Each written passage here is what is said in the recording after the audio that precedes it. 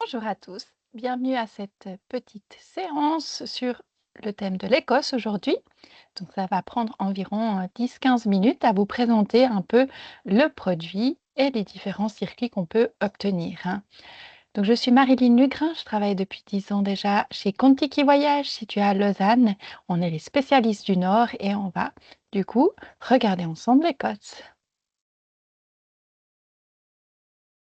Donc déjà un peu quelques faits sur le pays. Donc l'Écosse, c'est quand même assez grand. On roule à gauche. C'est un pays de l'État des United Kingdoms. La capitale, c'est Édimbourg. On y part généralement en été, donc ça va dire entre mai et septembre, où là les températures sont plus favorables. On atteint environ les 15-20 degrés sur toute la saison. Après mai-juin, il y a quelques degrés en moins par rapport à juillet-août. Par contre, la pluviométrie est plus importante en juillet-août. Donc, par exemple, si on part avec des visées de randonnée, là, on va plutôt choisir mai-juin. La grande période, le flux touristique est très élevé en juillet-août, élevé en mai-juin, mais ça correspond vraiment à la saison la plus favorable pour visiter, que ce soit pour faire des choses intérieures ou extérieures. Donc en général, on va vraiment vous recommander entre mai et septembre. Pour ceux qui partent sur avril ou octobre, c'est peut-être pour des choses spécifiques qu'on va proposer des circuits. L'Écosse, ça se sépare en termes touristiques de trois régions. On a les Highlands, qui sont vraiment cette partie rose qui comprennent toute la côte du nord, la partie intérieure, qui sont vraiment les grosses terres. Ensuite, on a les Lowlands qui sont au-dessus de Glasgow et d'Édimbourg, en dessous, pardon, et ça touche l'Angleterre avec les Borders. Ensuite, on a les îles qui sont tout en haut, les Orcades, les Shetland. Ensuite, sur la partie gauche, les Hébrides, pardon, intérieures. Ensuite, on a l'île de Skye, on a l'île de Mull, Islay, etc., les petites îles du sud. Donc, c'est vrai que ça va dépendre un peu de la région que vous allez visiter. Les îles sont très sauvages, peu d'habitants, vraiment peu de choses à faire. Il y a quelques reliques vikings. On va vraiment là-bas pour le paysage, vraiment isolé, les plages, les côtes et vraiment se sentir seul au monde. Par rapport aux terres principales où là, il y aura énormément d'activités, beaucoup de gens qui habitent à l'année et là, on aura plus de possibilités de restaurants, d'animation. Ce qui fait de l'Écosse si typique, donc bien sûr, on est sur une région de lacs, il y a énormément de lacs qu'on appelle l'Or. On a des Munros qui sont les petites montagnes de 900 000 mètres. On a énormément de châteaux qui sont en bon état ou des ruines. On peut visiter énormément de distilleries, surtout de whisky. On a aussi du gin ou on a aussi des distilleries de bière. On a beaucoup d'animaux qui sont en liberté, beaucoup de moutons, des vaches Highlander. On peut voir énormément d'oiseaux aussi en été comme les macareux. On peut faire du kayak. Il y a la tradition comme les kilts, la cornemuse, le tartan, les chants celtiques. On a souvent le feedback que la gentillesse des habitants sont vraiment sympas. C'est clair qu'ils parlent anglais, mais avec un accent écossais. C'est peut-être a priori au début difficile de les comprendre, mais ils sont très gentils et répètent volontiers. On peut faire énormément de randonnées. Il y a bien sûr les fameuses midges, qui sont les petites mouches qui viennent après une humidité, qui peuvent piquer un peu comme des moustiques.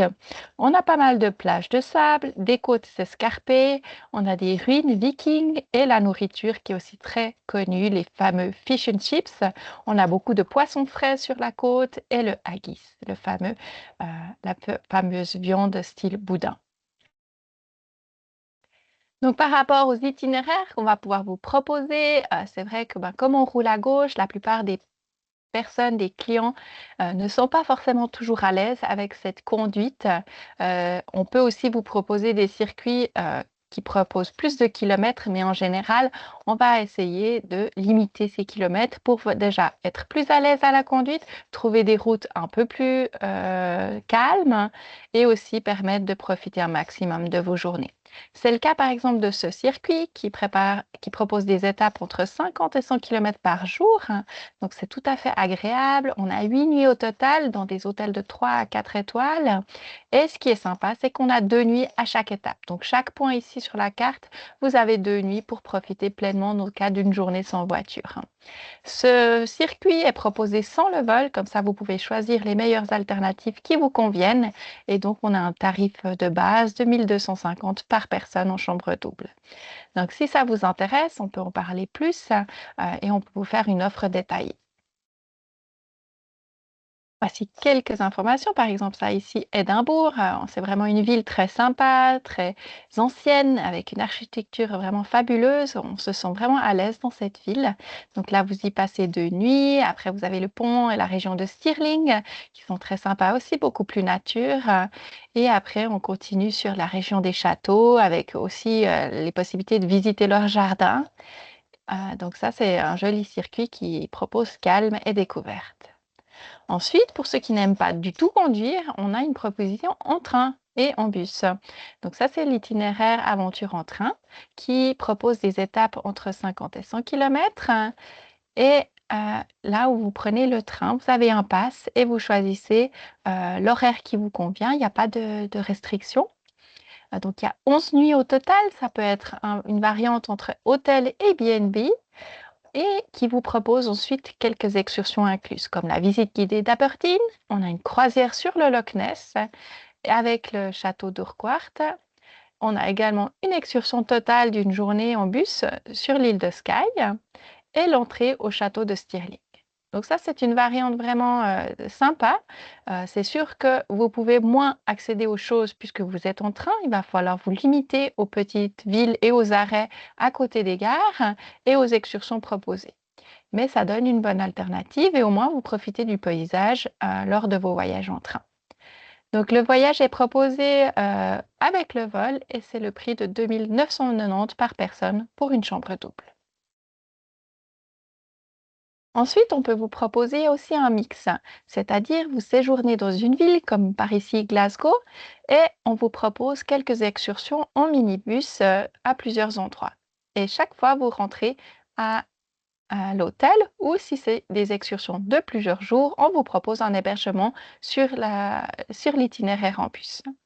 Donc, par exemple, ici, c'est un trajet totalement sans voiture. Donc, il y a 5 nuits en hôtel à Glasgow et une excursion de 3 jours en minibus. Par contre, c'est avec un guide anglophone. C'est vraiment des locaux qui sont très cultivés, qui vous donnent énormément d'informations, qui vous conduisent de A à Z avec plusieurs arrêts. Et par exemple, vous avez la variante de Mule qui est en bas avec Tobermory où vous dormez et l'île de Skye en haut avec Broadford, votre endroit de nuitée. Donc, c'est des circuits qui sont très avantageux et qui proposent aussi peu de déplacements pour vous-même. On peut vous proposer énormément d'autres alternatives à simplement demander les différentes possibilités. Et par exemple, ce circuit-là, des 1490 par personne avec le vol également. Voilà, c'était une petite présentation sur les différentes possibilités qu'on peut proposer sans voiture ou avec peu de voitures, hein. Comme ça, proposer vraiment de chaque fois faire des petites étapes, de profiter du temps dans les petites villes comme ici à Tobermory, qui sont vraiment très colorées, très charmantes, avec vraiment la possibilité de flâner dans ces villes en soirée, en après-midi ou de découvrir, par exemple, quelques randonnées faciles. Par exemple, ici, les ferry pools à Skye, qui vous montez le long de plusieurs petits bassins naturels et vous redescendez, donc accessible à tout le monde.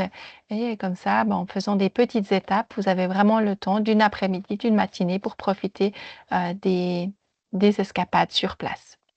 Donc, vous trouvez aussi toutes nos destinations et tous nos autres voyages sur l'Écosse sur notre site internet www.contiki.ch et à simplement chercher dans la destination Écosse ou dans le type de voyage, vous pouvez filtrer vos préférences et ainsi retrouver tous nos circuits ou également commander notre nouveau catalogue qui va sortir cette semaine à la poste et vous le recevrez à la maison avant Noël et qui représente toutes nos destinations pour l'été prochain. Et si vous avez la moindre question, n'hésitez pas à nous contacter. On a un chat sur notre site internet ou alors par email ou par téléphone. Je vous remercie de votre attention et si vous avez des questions, n'hésitez pas à commenter. Merci beaucoup et bonne journée.